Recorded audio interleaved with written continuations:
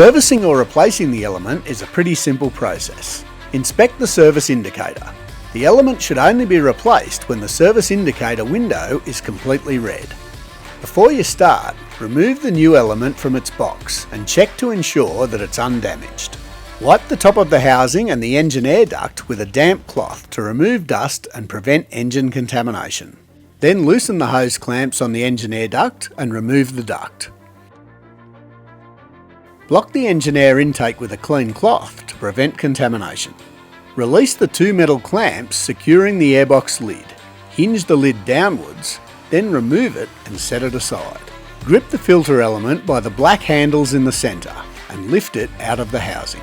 Wipe the housing interior and the top seal mounting surfaces with a clean damp cloth.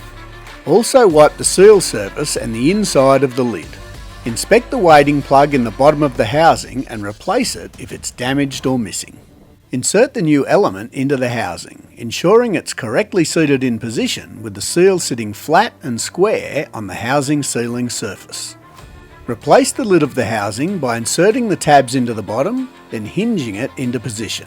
Then clip the lid into place using the two metal clamps, ensuring it's seated properly on the housing. Very little force should be required if the element is seated correctly. Remove the cloth from the engine air intake and replace the engine air duct into position. With the duct correctly aligned, tighten the two hose clamps.